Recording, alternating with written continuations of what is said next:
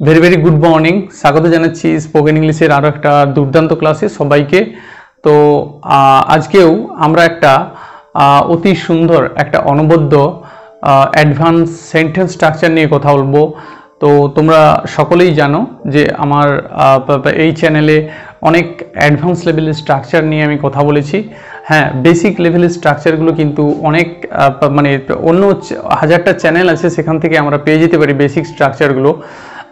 Advance স্ট্রাকচারগুলোর মানে অপ্রতুলতা বেশিরভাগ দেখানো যায় না বললেই চলে। অ্যাডভান্স লেভেলের স্ট্রাকচারগুলো নিয়ে সেরকম মানে কেউ কথা বলে না, আর কারণ মানে এই ধরনের স্ট্রাকচারগুলো কিন্তু মানে রিসোর্স কিন্তু অনেক কম। তো সেই জন্য আমরা এই ধরনের স্ট্রাকচারগুলোকে কিন্তু মানে কোনো বই থেকে বা কোনো তথ্য সূত্র থেকে কালেক্ট করতে পারে না। হ্যাঁ, তো আমি প্রতিনিয়ত তোমাদেরকে সাথে অনেক অ্যাডভান্স লেভেলের স্ট্রাকচার শেয়ার করেছি, আমার এই চ্যানেলে দেওয়া রয়েছে। আমি তোমাদেরকে করিয়েছি, বুঝিয়েছি, এমনকি গ্রামাটিক্যাল এক্সপ্লানেশন, অ্যানালিসিস সব কিছু ওই স্ট্রাকচারগুলোর সম্পর্কে আমি তোমাদেরকে বলেছি। হ্যাঁ, যে কোনটা ওই স্ট্রাকচার, কোনটা অ্যাডভার্ব নিয়ে কথা বলছি, কোনটা অ্যাডজেক্টিভ নিয়ে কথা বলছি, কোনটা প্রেজেন্ট পার্টিসিপল, কোনটা জেরান্ড। এই নয় শুধুমাত্র যে স্ট্রাকচারটা শেখা, তোমরা যারা অনেকে স্পোকেনের সাথে সাথে যারা মানে গ্রামাটিক্যাল অ্যানালিসিস এবং এক্সপ্লানেশনগুলো ভালোভাবে মানে শিখতে চাও, তো তাদের জন্য এই ক্লাসগুলো অনেক বেশি হেল্পফুল হবে। তো সেই জন্যই আমার এত বেশি গ্রামাটিক্যাল এক্সপ্লানেশন দরকার হয় এবং অ্যানালিসিস করি। অবশ্যই আমি মনে করি যে এই ধরনের ক্লাসগুলো মানে গ্রামাটিক্যাল অ্যানালিসিস কেন বলে দেওয়ার দরকার থাকে, কারণ যখন আমরা গ্রামাটিক্যাল এক্সপ্লানেশনগুলো আমাদের সামনে থাকবে তখন ওই স্ট্রাকচারটাকে বুঝতে অনেক সহজ হবে এবং সেটা অনেক বেশি মানে এফেক্টিভলি আমরা স্পিকিংয়ে আনতে পারবো। হ্যাঁ, অবশ্যই প্র্যাকটিস করতে হবে স্পিকিংয়ে। হ্যাঁ, কিন্তু ওই স্ট্রাকচারটাকে চেনার জন্য, অ্যাডভান্স লেভেলের একটা স্ট্রাকচারকে চেনার জন্য অবশ্যই কিন্তু গ্রামাটিক্যাল অ্যানালিসিস জানতে হবে। তো আমরা যতই বলি যে স্পোকেনের ক্ষেত্রে গ্রামাটিক্যাল লাগে না, গ্রামাটিক্যাল অ্যানালিসিস দরকার নেই, হ্যাঁ, গ্রামারের উপর ফোকাস করার দরকার নেই, বেসিক গ্রামারগুলোর পাশাপাশি অবশ্যই একটা গ্রামাটিক্যাল সেন্স লাগে, যে সেন্সের উপর বেশ করে আমরা স্পিকিংটাকে ইমপ্রুভ করতে পারি। তো সেই জন্য আমি সবসময় বলি যে অবশ্যই তোমরা গ্রামাটিক্যাল অ্যানালিসিসটা কিন্তু জানার চেষ্টা করবে, বোঝার চেষ্টা করবে, এবং একদম তোতা পাখির মতো নয় যে এই এত বড় একটা স্ট্রাকচারকে মানে মুখস্থ করার চেষ্টা করব চোখ বন্ধ করে, এমনটা কিন্তু নয়। যেটা আমাদেরকে করতে হবে যে এই ধরনের স্ট্রাকচারগুলোতে আসলে কোনটা কি, যেমন সামটাইমস কি, বিং কি, টু কি, হ্যাঁ, আবার কেন টু এর পর এখানে অ্যাডজেক্টিভ আসবে, বা এই ধরনের অ্যানালিসিসগুলো কিন্তু আমাদেরকে জানতে হবে, এক্সপ্লানেশনগুলো কিন্তু জানতে হবে। মানে আর যখন আমরা বুঝে যাব তখন কিন্তু এই স্ট্রাকচারটা আমাদের মাথায় কিন্তু ভালোভাবে গেঁথে যাবে এবং সেটা পড়ে নিতে অনেক অনেক সুবিধা হবে। তো এই জন্যই আমি বলি যে গ্রামাটিক্যাল অ্যানালিসিস অবশ্যই জানতে হবে। আর এই ধরনের স্ট্রাকচারগুলো কিন্তু কোনো বইয়ে পাবে না, অন্য কোনো চ্যানেলে পাবে না। তো আমি প্রতিনিয়ত এই ধরনের স্ট্রাকচারগুলো নিয়ে কথা বলি। হ্যাঁ, হতে পারে আমার চ্যানেলটা ইমপ্রুভ করেনি, কিন্তু অনেক বড় বড় চ্যানেল দেখবে এই ধরনের তথ্য সূত্রগুলোকে কালেক্ট করে তারা তাদের মতো করে বলছে। তবে এই স্ট্রাকচারটা আমি বলে দিতে পারি, যদি তোমরা অন্য কোথাও দেখো, হ্যাঁ, অন্য কোনো বই বা অন্য কোনো চ্যানেলে যদি তারা নিয়ে কথা বলে, তাহলে অবশ্যই দেখবে এটা হচ্ছে হয়তো এখান থেকে কপি করা হয়েছে।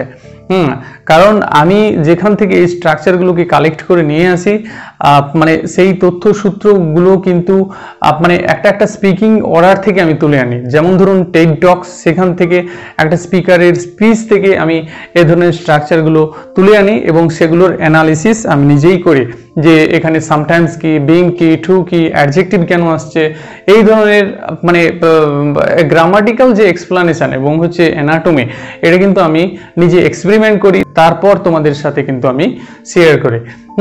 তো এখানে আজকে আমরা যে অনবদ্য স্ট্রাকচারটি নিয়ে কথা বলবো, যে অসাধারণ স্ট্রাকচারটি নিয়ে কথা বলবো, সেন্টেন্স কনফিগারেশনটি আমরা জানবো।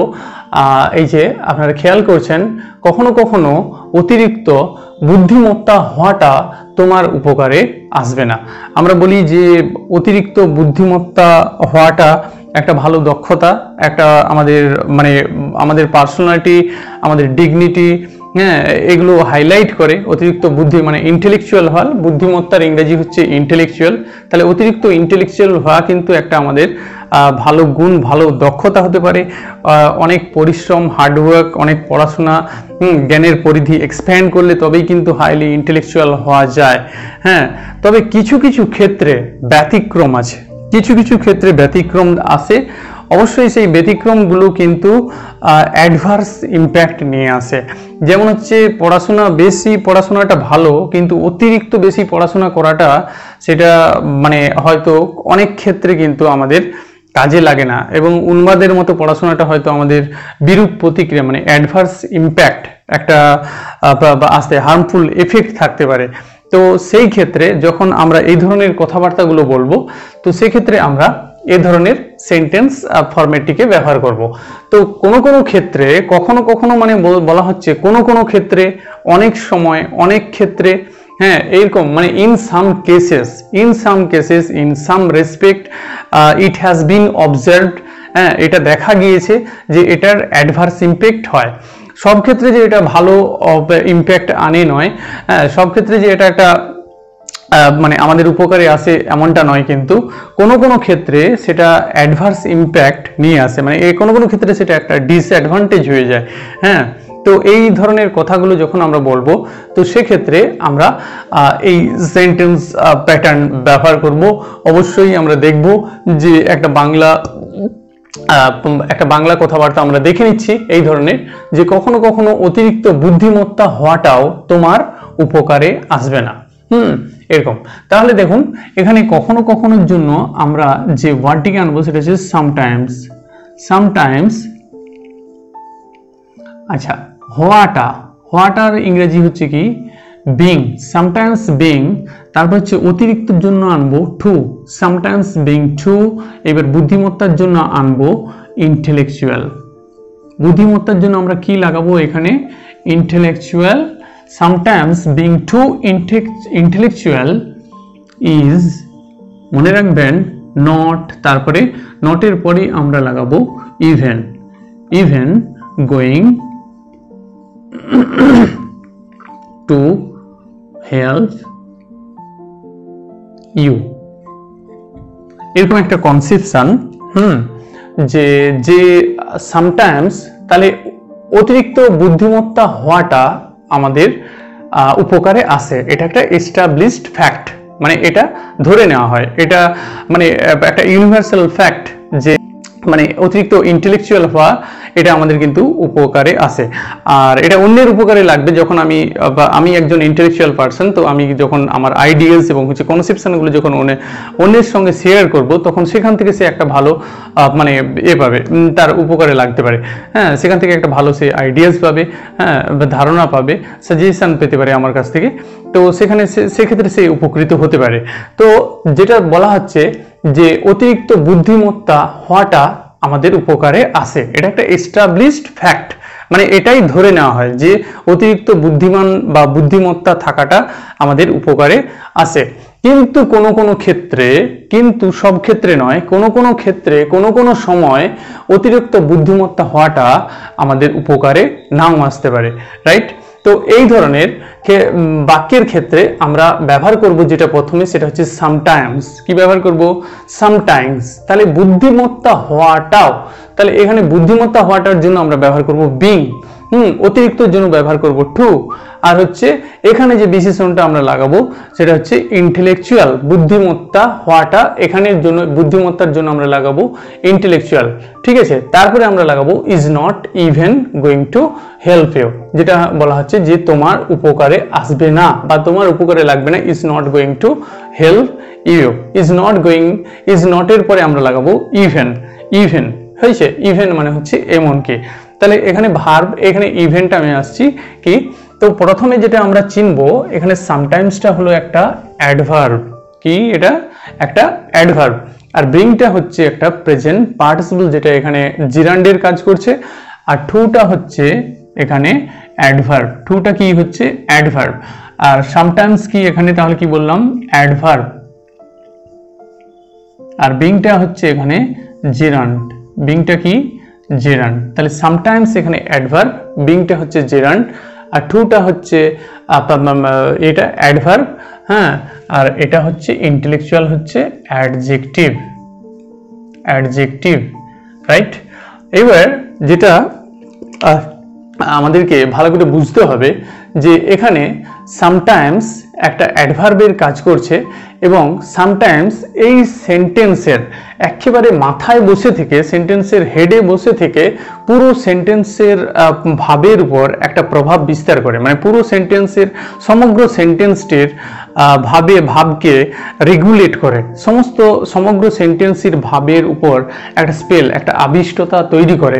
অর্থাৎ এই অ্যাডভার্বটি পুরো সেন্টেন্সের, সমগ্র সেন্টেন্সের ভাবের উপর একটা যথার্থতা তৈরি করে। যদি আমরা এখানে সামটাইমস না দেই তাহলে কিন্তু সেন্টেন্সটা একেবারে ভুল হবে, মানে সেন্টেন্সের যে ফ্যাক্ট, কনসেপশন, হ্যাঁ, ভাবধারা, সেটা কিন্তু কোনো যথার্থতা থাকবে না। খেয়াল করুন, যদি আমরা সামটাইমস না দিই তাহলে being too intellectual is not even going to help you, right. তাহলে যেটা বলা হচ্ছে যে অতিরিক্ত বুদ্ধিমত্তা হওয়াটা কখনোই তোমাকে সাহায্য করতে পারে না। তাহলে কি হবে, সামটাইমস যদি না দেই তাহলে অতিরিক্ত বুদ্ধিমত্তা হওয়াটা তোমাকে সাহায্য করবে না, তো এটা বলা হচ্ছে। আর এটা যখন বলা হবে তাহলে সেটা ভুল, অবশ্যই তার কোনো যথার্থতা থাকবে না, হ্যাঁ, সঠিক তথ্য সেটা প্রদান করে না, তার কোনো এন্টিটি থাকে না এই বাক্যটির, যে অতিরিক্ত বুদ্ধিমত্তা হওয়াটা তোমাকে উপকারে করবে না। তাহলে সম্পূর্ণ বিপরীত তথ্য আমরা দিতে যাচ্ছি, হ্যাঁ, যেটা হচ্ছে সর্বাংশেই ভুল, তার কোনো মানে যথার্থতা নেই, কোনো রাইট এন্টিটি নেই, কোনো প্রিসাইজনেস থাকবে না। তো সেক্ষেত্রে আমাদেরকে যেটা বসাতে হবে, তাই আমরা সামটাইমস আনবো, যে সামটাইমস আনলেই এই যে ফ্যাক্ট, আসলে যে কখনো কখনো বুদ্ধিমত্তা হওয়াটা আমাদের উপকারে আসবে না, এটা একটা এক্সেপশনাল, মানে কি বলা যায়, কনসেপশন আমাদেরকে প্রদান করবে, হ্যাঁ, একটা ব্যতিক্রমী ধারণা দিচ্ছে যে হ্যাঁ এটা ঠিক যে কখনো কখনো অতিরিক্ত বুদ্ধিমত্তা হওয়াটা আমাদের মানে উপকারে আসে না, কখনো কখনো সেটা হচ্ছে আমাদের বিরূপ প্রতিক্রিয়া হয়, অ্যাডভার্স ইম্প্যাক্ট তৈরি করে, হ্যাঁ, কখনো কখনো ক্ষেত্রে, এই কিছু কিছু ক্ষেত্রে অনেক সময় এই কনসেপশনটা কি হয়ে যায়, অ্যাডভার্স ইম্প্যাক্ট আছে, হ্যাঁ, এটার ধারণাটা উল্টো হয়ে যায়, ব্যতিক্রমী, সেটাকে বলা হচ্ছে একটা কন্ট্রাস্ট, একটা মানে কি বলা যায়, একটা ব্যতিক্রমী ধারণা দিতে থাকে। তো sometimes being too intellectual is not going to help you, কখনো কখনো, ইন সাম কেসেস। তাহলে এই স্ট্রাকচারটিকে যখন আমরা বলবো তো সেই ক্ষেত্রে আমরা ব্যবহার করতে পারি যে অলওয়েজ রিমেম্বার, এর প্রথমে আমরা ব্যবহার করতে পারি যে always remember sometimes being too intellectual is not even going to help you, right? Sometimes being too shy can lead you to the way of dissolution, sometimes being too shy can lead you to the way of dissolution, right. তো sometimes তাহলে এখানে adverb, being এখানে একটা মানে being হচ্ছে present participle, আমরা সবাই জানি এখানে জেরান্ড, বিং, এবং হচ্ছে টুটা হচ্ছে অ্যাডভার্ব, এবং ইন্টেলেকচুয়াল এটা হচ্ছে অ্যাডজেক্টিভ। তাহলে বিং টু প্লাস হচ্ছে অ্যাডজেক্টিভ, পুরোটাকেই একটা বলা হচ্ছে জেরান্ড ফ্রেজ, এটা পুরোটা কি জেরান্ড ফ্রেজ। আর যেটা আমাদেরকে মনে রাখতে হবে যে বিং এই যে প্রেজেন্ট পার্টিসিপল যখন সে জেরান্ড হিসেবে কাজ করবে অবশ্যই সে কিন্তু অ্যাডজেক্টিভ নিয়ে আসবে তার সাথে, তাহলে সে ফলো করবে কাকে, অ্যাডজেক্টিভকে। তো বিং অ্যাডজেক্টিভের সঙ্গে যুক্ত হয়ে একটা জেরান্ড ফ্রেজ তৈরি করে, যেটা নাউন হিসেবে কাজ করে। কি কাজ করে, জেরান্ড ফ্রেজটি নাউন ফ্রেজের কাজ করে। এবার এখানে এই অ্যাডজেক্টিভকে মডিফাই করছে এখানে অ্যাডভার্ব, তাহলে টু একটা হচ্ছে অ্যাডভার্ব, যে অ্যাডভার্বটি এই অ্যাডজেক্টিভকে মডিফাই করে, অর্থাৎ এই অ্যাডজেক্টিভকে রেগুলেট করে, অ্যাডজেক্টিভের সম্পর্কে অতিরিক্ত মানে তথ্য প্রদান করে। এই যে টু, যে বলা হচ্ছে যে ইন্টেলেকচুয়াল, বুদ্ধিদীপ্ত, আর যখন আমরা বলছি টু ইন্টেলেকচুয়াল তখন সেটা বলেছে অতিরিক্ত বুদ্ধিদীপ্ত, রাইট। তাহলে আমরা সকলেই জানি যে একটা অ্যাডভার্ব একটা ভার্বকে মডিফাই করে, একটা অ্যাডভার্ব একটা মানে অ্যাডজেক্টিভকে মডিফাই করে, আবার একটা অ্যাডভার্বকে মডিফাই করতে পারে। তো যেটা এখানে যেটা হয়েছে যে অ্যাডভার্ব অ্যাডজেক্টিভকে মডিফাই করছে, তো অবশ্যই অ্যাডভার্ব যেমন একটা অ্যাডভার্বকে মডিফাই করতে পারে তেমনি সে অ্যাডজেক্টিভকেও মডিফাই করতে পারে এবং হচ্ছে সে একটা অ্যাডভার্বকেও মডিফাই করতে পারে। তো অ্যাডভার্ব তিনটা ক্ষেত্রে সে মডিফাই করতে পারে, ভার্বকে মডিফাই করতে পারে, অ্যাডজেক্টিভকে মডিফাই করতে পারে এবং হচ্ছে সে নিজেকে অর্থাৎ একটা অ্যাডভার্বকে মডিফাই করতে পারে। তো এখানে টুটা হচ্ছে একটা অ্যাডভার্ব, সে ইন্টেলেকচুয়ালকে মডিফাই করছে অর্থাৎ ইন্টেলেকচুয়ালকে রেগুলেট করছে। চলুন তাহলে আমরা কতগুলো এক্সাম্পল দেখি, যে এক্সাম্পলগুলো এই সেন্টেন্স ফরম্যাটটি অ্যাপ্লাই করে করা হয়েছে। যে sometimes being too kind is not even appreciated, বলছে কখনো কখনো যে অতিরিক্ত দয়ালু হওয়াটাও মানে সমাদৃত হয় না, মানে গ্রহণযোগ্যতা থাকে না। Sometimes being too honest can not even save you, বলছে কখনো কখনো যে অতিরিক্ত ভদ্র হওয়াটাও মানে এমনকি আপনাকে রক্ষা করতে পারে না। Next, sometimes being too cautious is not safe, অনেক সময় যে অতিরিক্ত সতর্ক থাকাটাও কখনো কখনো অতিরিক্ত সতর্ক থাকাটাও আমাদের জন্য সেফ নয়। Sometimes being too confident is not even going to help you always, কখনো কখনো যে অনেকাংশেই অতিরিক্ত কনফিডেন্ট হওয়াটাও কিন্তু আমাদেরকে অনেক সময় সাহায্য করে না, আমাদের উপকারে লাগে না। Sometimes being too talkative is not even going to highlight your personality, অনেক সময় অতিরিক্ত কথাবার্তা বলার যে অভ্যাসটাও আমাদের পার্সোনালিটিকে হাইলাইট করে না। তো এই ধরনের কথাবার্তাগুলোকে আমরা এই স্ট্রাকচারটি লাগিয়ে অনায়াসেই সেটার ইংলিশ বলে ফেলতে পারি।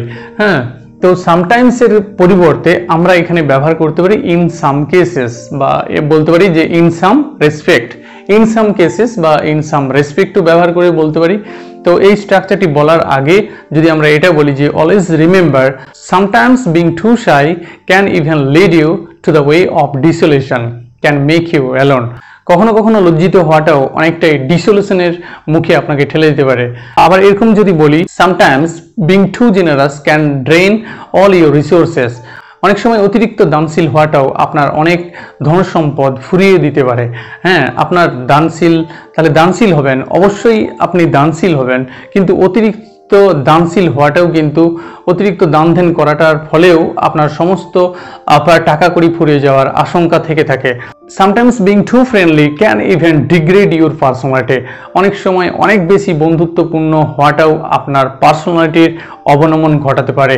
তো এই ধরনের বাংলা কথাবার্তাগুলোকে আমরা এই স্ট্রাকচারটি লাগিয়ে আমরা অতি সহজেই অনায়াসেই এগুলোর ইংলিশ বানিয়ে ফেলতে পারি। তো চলুন তাহলে দেখা হচ্ছে পরের ক্লাসে। Thank you, thanks for watching, have a nice day.